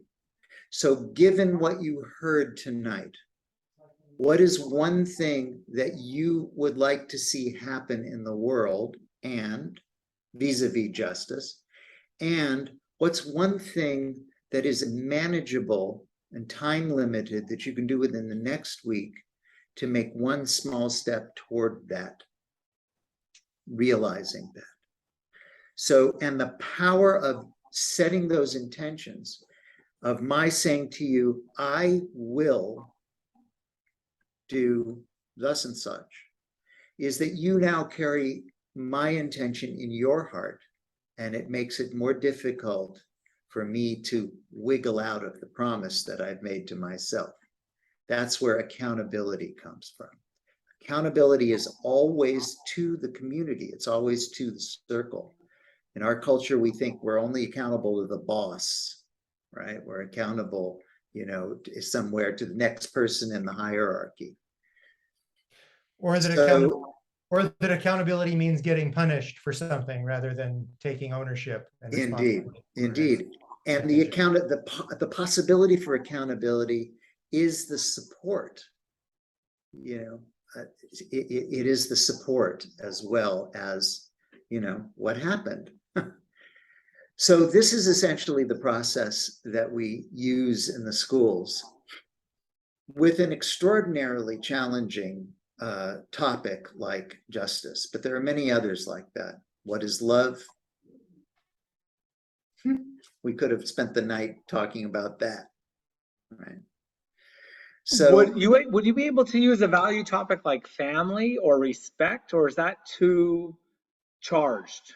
Okay, so all right, that's so yes, you can use those. Respect is a wonderful topic because we have very different concepts, again, of what it means to respect or to be respected. But you'll hear a lot of people say, I acted that way because I was disrespected, right? So it's an extraordinarily valuable exploration to look at respect, what that means, to re-see someone. Family. So in the schools, we could absolutely do family. So a story that comes to mind vis-a-vis your family, right? But I'm just wondering, like, in the fact that we have such like discord in family and that, how is it that we manage not to alienate or negatively impact, as somebody, let's say Johnny, who's sitting there and his family doesn't look like Sally's family, like, and you guys aren't having this conversation where you're putting everything in context. It's more of just an open expression. And I'm wondering how that doesn't open new wounds or potential wounds you would never know about. It can absolutely do that, Jason. The alternative to sitting with each other and hearing one another's stories is not to do it. That's the alternative. And they understand, even at that young age, that that's okay. Like, where's that whole process where that understanding is laid? Your question is a very complicated question. There's another aspect of it to say that so many of these topics of grief and loss and misunderstanding, these kinds of things in our lives are suppressed. We have no place to talk about them. So when you create a container of safety, when you create a circle where people feel safe, they might just show up and tell the truth.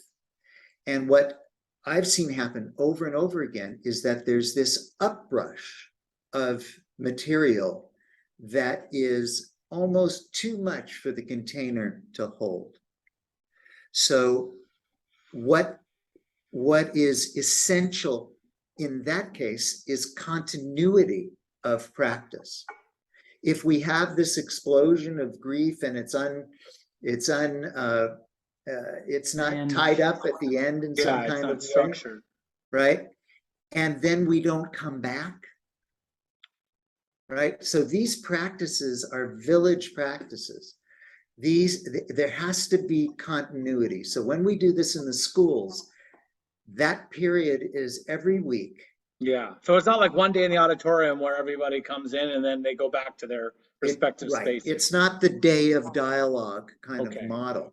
It's inviolable every week for an hour or 2 hours, and then as needed, as desired in academic classes.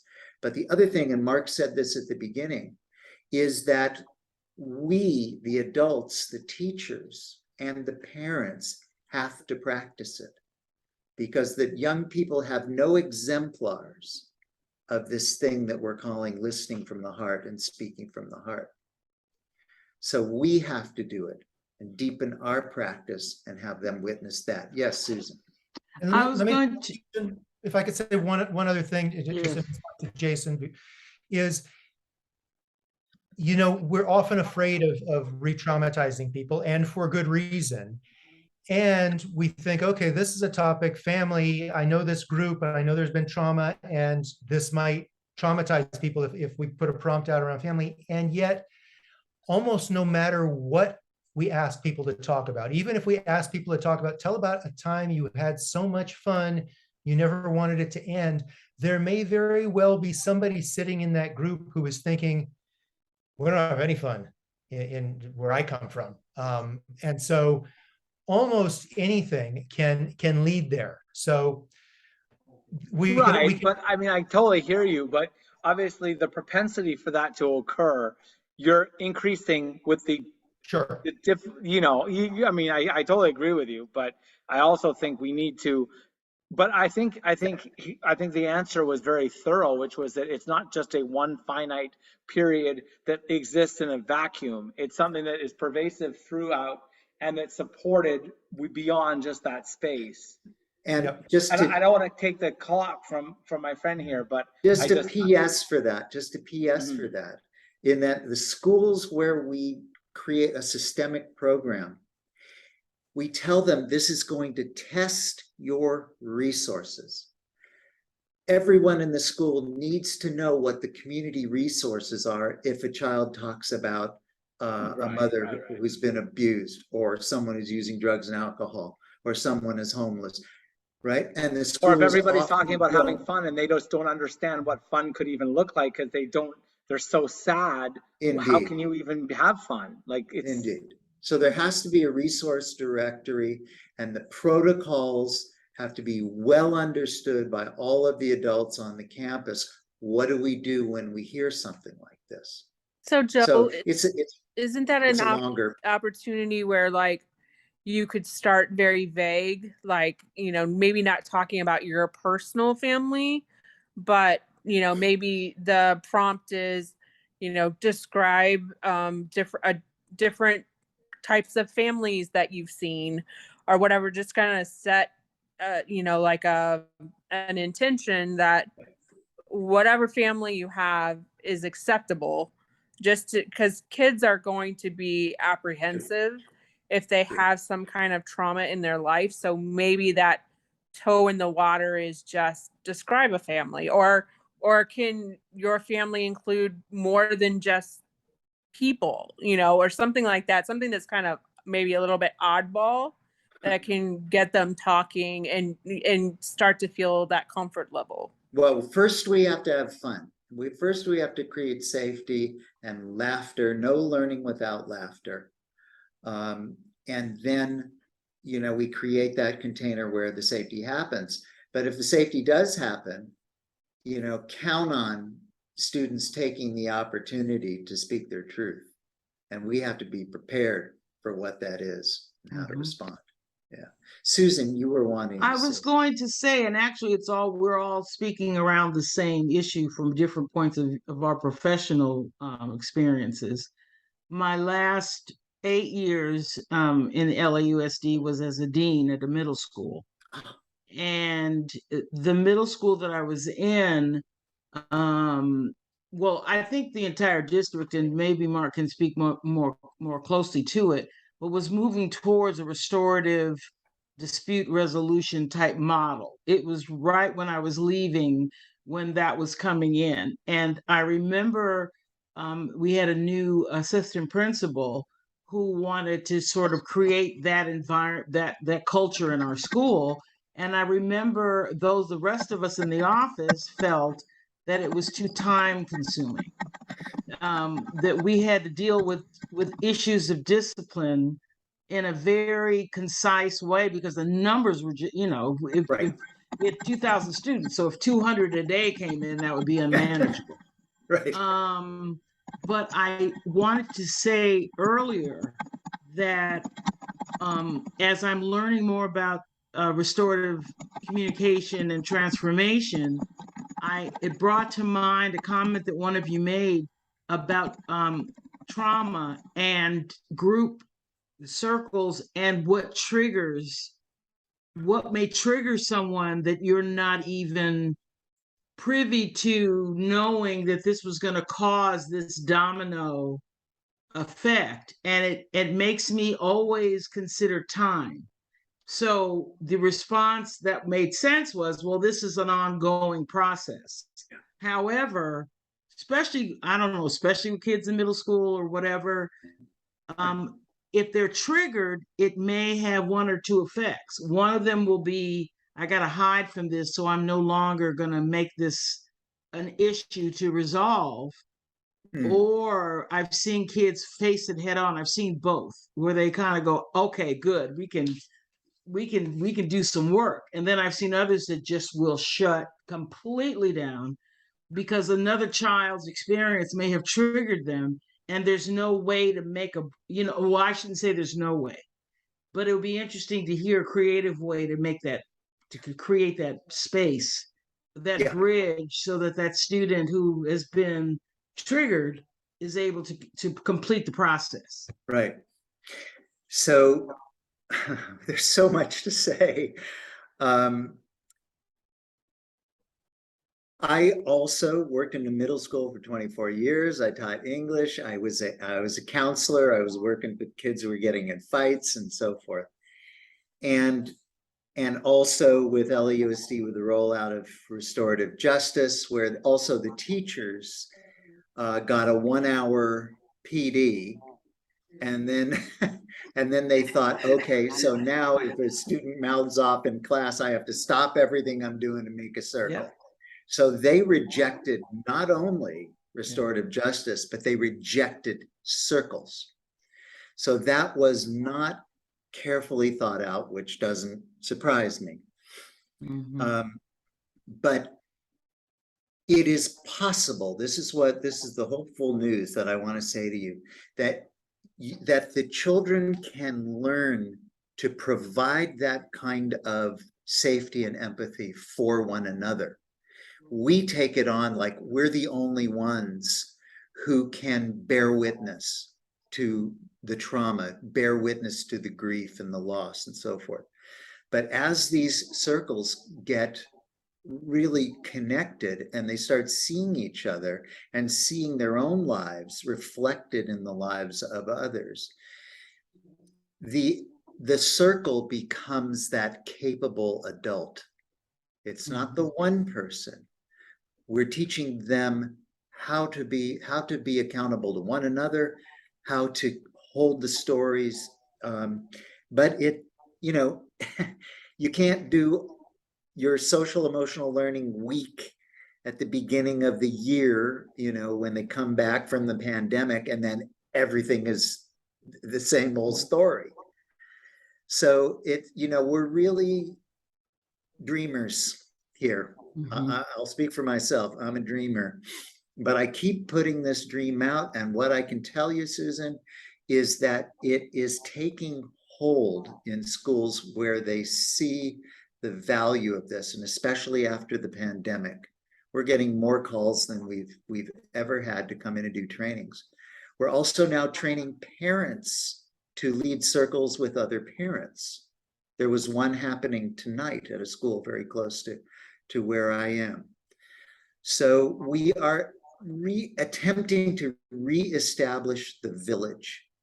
And the school is the closest thing that we have to a village in this crazy culture of ours. So I'm happy to hear that, because I retired in 2019, right before the pandemic. And actually was converted to this because I was in this program in the NCRP program. Yep. It actually, I almost took it as a dare. I almost said, okay, you say that this can be done because of my disciplinary background. How do we do this? And now I'm completely converted, and you know, all of that good stuff. Yeah. But it's interesting to hear your comments about post pandemic response. Yeah. And the thing about it is that, you know, I like to say that if there's no relationship, there's nothing to restore. Right. So the first thing that we have to do is build those relationships. And we're not a culture that builds authentic relationships. So we've got a lot of work ahead of us. So you build relationships by creating space. Creating space, laughing together, playing together, doing art together, sharing these resources that I was talking about, sharing things that lift your heart. And if we can get them starting in transitional kindergarten or kindergarten, passing a talking piece, passing a little stuffed animal around the circle, by the time they get to third grade, and they've been doing this every week, it's a very different sense of connection happening in that circle. When you come in and you introduce this to 17-year-olds, they're going to say, what planet are you living on, where you think people listen and speak from the heart? If I'm vulnerable, and they might not say this, but if I'm vulnerable, I'm going to be hurt. I'm going to be taken advantage of. I've learned to survive without this connection. So we take very different tactics with introducing this to the older students. And Marc alluded to it. We do something called the mysteries. We ask them what they wonder about. What are the questions of your heart? And we do it all anonymously. And then we look for resonances within those questions. And so the topics that we bring to the circle are not predetermined by a curriculum, especially at that age. They are determined by the needs of the group. Mm-hmm. Right. Mm-hmm. And we attempt to have them see the path to agency around their own lives and how we need each other. I'm going to keep getting up and doing it every day. I mean, we've been hit in the face any number of times. And LAUSD took, I was going into the Office of Operations in 2013 to help roll out restorative justice. Right. So I've got a horror story to tell you, and I'm not going to burden you with it. But I retired in 2016. Okay.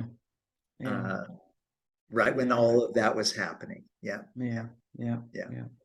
Thank you. Well, I thank you all for hanging in here. Wow, we had some hangers on. It's wonderful. Appreciate the opportunity to be with you. Can I just take 1 minute? Just if anybody is not convinced that this process works, I can attest to it.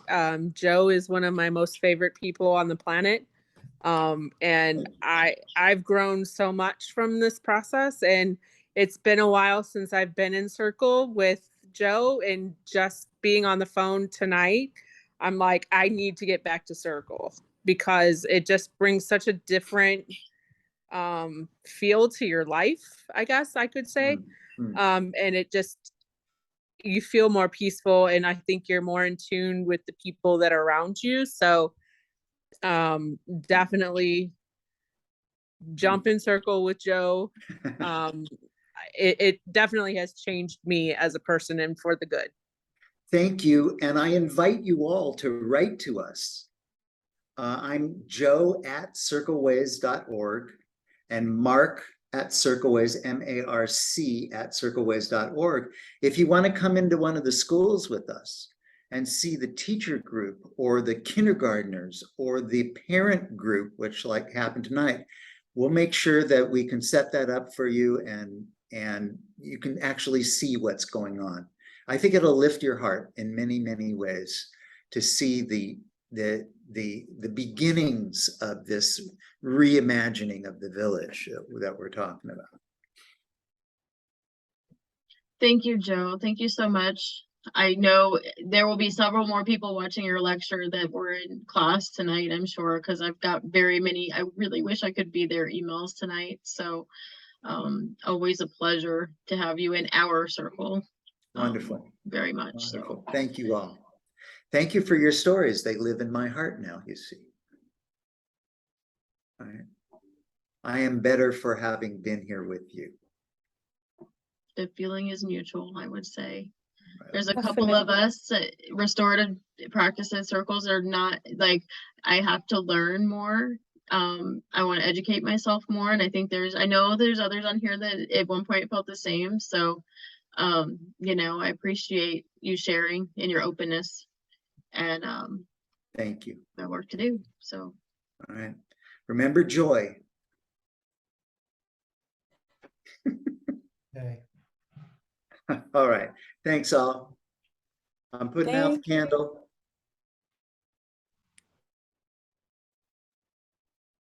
Take care now. Hope to see you again.